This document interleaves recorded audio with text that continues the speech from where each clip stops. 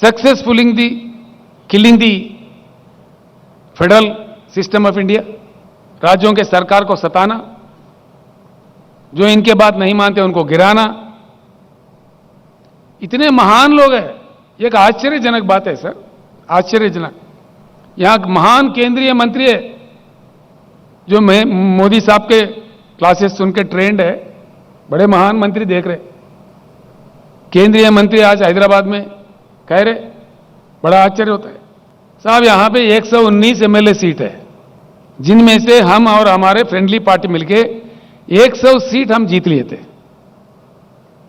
88 तो हम जीते थे, 95 सीट्स हम जीते थे, 3/4 मेजॉरिटी। उसके बाद में हमारी संख्या बढ़ी, आज टीआरएस के एमएलए है 103, 104, और हमारे एक फ्रेंडली पार्टी है उनके एमएलए 7। और माननीय केंद्रीय मंत्रीगण जो हैदराबाद में बैठे हुए हैं वो कह रहे हैं महाराष्ट्र में जैसा सरकार गिरा है तेलंगाना में देखने को मिलेगा, तेलंगाना सरकार भी गिराएंगे। ठीक बात है, गिराइए, हम भी इंतजार कर रहे हैं उस बात का, ताकि हम फ्री हो जाए, आपको दिल्ली से उतार देंगे। हमेशा हमेशा क्रांति का रास्ता क्राइसिस से ही बनता है।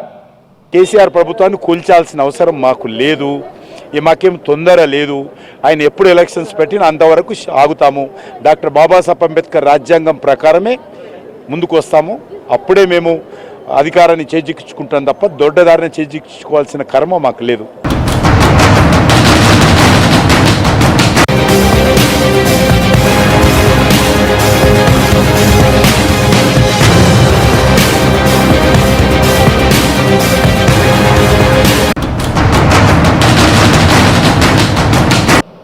नरेंद्र मोदी जी 15वां प्रधानमंत्री है इस देश का, he is the 15th prime minister of India. इनसे पहले 14 प्रधानमंत्री और बने थे। किसी के भी कालखंड में देश का मान मर्यादा इतना नहीं गिरा जितना आपके कालखंड में गिर रहा है। प्रधानमंत्री जी, आपके नारा है भाषण शुरू करने से पहले भारत माता की जय।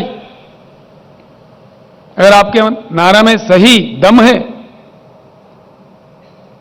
आपके रगों में बहता हुआ खून में एक बूंद में भी ईमानदारी है, सच्चाई है, तो एक बात मैं सवाल कर रहा हूं, उसका उत्तर दीजिए। कल के सभा में देश के सामने बताइए कि आपके खिलाफ किस प्रकार का जन आंदोलन चल रहा है श्रीलंका देश में, क्यों चल रहा है? आपने श्रीलंका जाके प्रधानमंत्री का रोल नहीं निभाया, बल्कि एक छोटा सा व्यापारी का सेल्समैन बन गए थे आप, देश का अपमान किए। नतीजा श्रीलंका का जनता टूट पड़ी है श्रीलंका के रोडों पे। यह शोभा देता है हमारे देश को? अंतर्राष्ट्रीय स्तर पर देश को सर झुकाना पड़ रहा है आपके कारनामों की वजह से। क्या यह सच नहीं है? आपके मंत्री लोग, आपके प्रवक्ता लोग, आप खुद भी गला फाड़ फाड़ के बड़े ऊंचे आवाज में बोलते हो, क्यों चुप्पी साधे हुए है श्रीलंका के मामले में? कोई सरकारी प्रवक्ता अपना मुंह क्यों नहीं खोल रहा है? और आप अपने आप में खुद में क्यों नहीं बोल रहे इस बात में? क्यों चुप्पी साधे हुए हो? क्या वजह है इसके? और इससे बड़ी चीज क्या हो सकता है? श्रीलंका पार्लियामेंट कमेटी के सामने श्रीलंका इलेक्ट्रिसिटी बोर्ड के चेयरमैन बयान दिया दुनिया के सामने खुलेआम कि भारत के प्रधानमंत्री के दबाव के कारण हमने ये कॉन्ट्रैक्ट किसी हिंदुस्तानी व्यापारी को दिया। ये क्या देश का इज्जत बढ़ाएगा? కల్వకుంట్ల కుటుంబానికి అయితే తాకట్టు పెట్టారో మేము ఆ రకంగా ఏ కుటుంబాన్ని కానీ ఏ వ్యక్తి కానీ తాకట్టు పెట్టలేదు. సామాన్య ప్రజల నుంచి ఈరోజు అధికారంలోకి వచ్చి ఈరోజు పనిచేస్తున్నటువంటి ప్రభుత్వం మాది కుటుంబ పాలన కాదు, అవినీతి పాలన కాదు, ఏ ఒక్కరికి అనుకూలం కాదు. ఏదైనా మేము చేస్తే భారత భవిష్యత్తు కోసం చేస్తాం, దేశ భవిష్యత్తు కోసం చేస్తాం, దేశ ప్రజల కోసం చేస్తాం. ఈ దేశం ఈరోజు ప్రపంచంలో అనేక దేశాలు ఆర్థిక సంక్షోభంలో కొట్టుమిడుతూ ఉంటే నరేంద్ర మోడీ గారి కారణంగా సమర్థవంతమైన నాయకత్వం కారణంగా ఈరోజు భారతదేశంలో ఏ రకమైనటువంటి సంక్షోభం లేకుండా మన చుట్టుపక్కల దేశాలు చూడండి మీరు, పాకిస్తాన్ కానీ, శ్రీలంక కానీ, చైనా కానీ అనేక దేశాలు ఈరోజు ఆర్థిక సంక్షోభంలో కొట్టుపోయారు. అమెరికా లాంటి దేశం ఈరోజు భారతదేశం వైపు చూస్తుంది. కాబట్టి మేము ఏ రకంగా మా ప్రభుత్వము ప్రజలకు అనుకూలంగా పనిచేసే ప్రభుత్వమే తప్ప ఈరోజు దేశానికి మీలలాగా కుటుంబం చేతులు పెట్టుకొని అవినీతికి పాల్పడి, అక్రమాలకు పాల్పడి నియంత్రిత పాలన తీసుకొచ్చేటువంటి పార్టీ ప్రభుత్వం అది కాదు. भ्रष्टाचार मुक्त भारत, मोदी जी का एक पॉपुलर नारा, मैं ना खाऊंगा ना खाने दूंगा। आप तो इतना खा गए, इतना खिला रहे आपके शाहूकारों को, घोटाले लाखों करोड़ों में जा रहा है।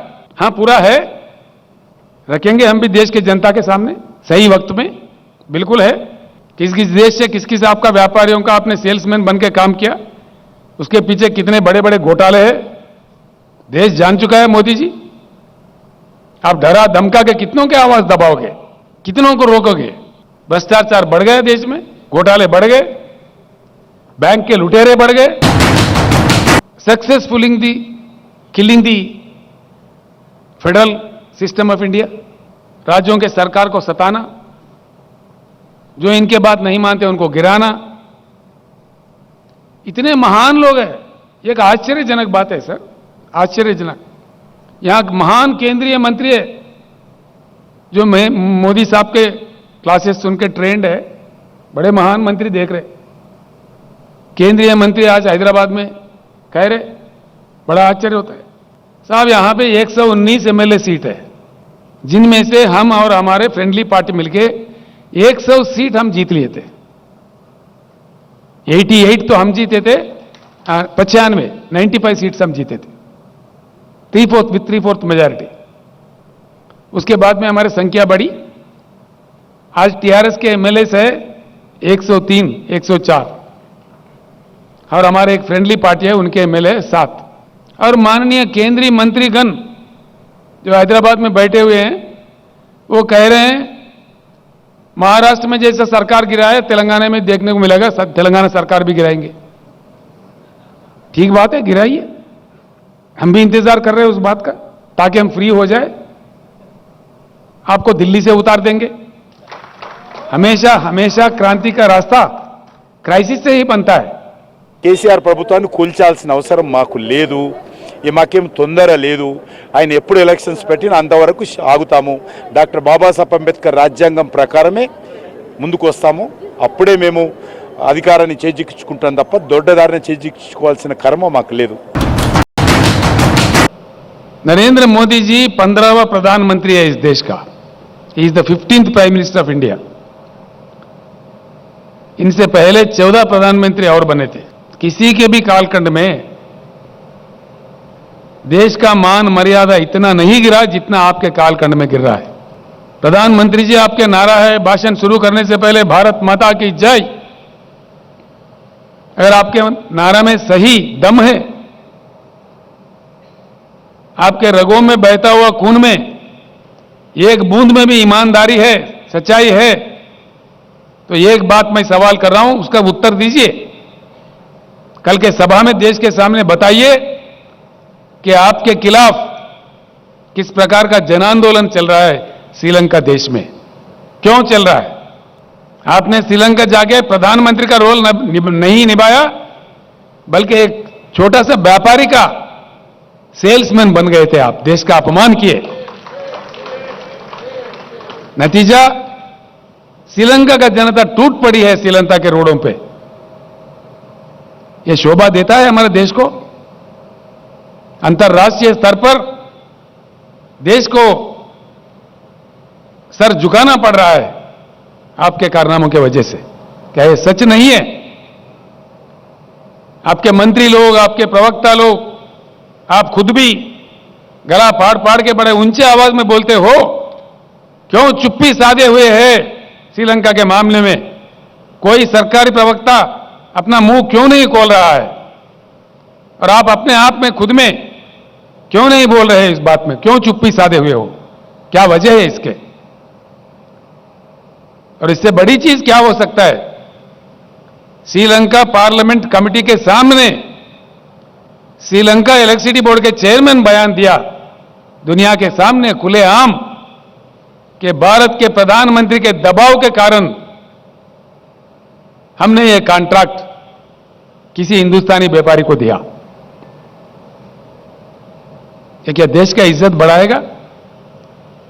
కల్వకుంట్ల కుటుంబానికి అయితే ఇప్పుడు తాకట్టు పెట్టారో మేము ఆ రకంగా ఏ కుటుంబాన్ని కానీ ఏ వ్యక్తి కానీ తాకట్టు పెట్టలేదు.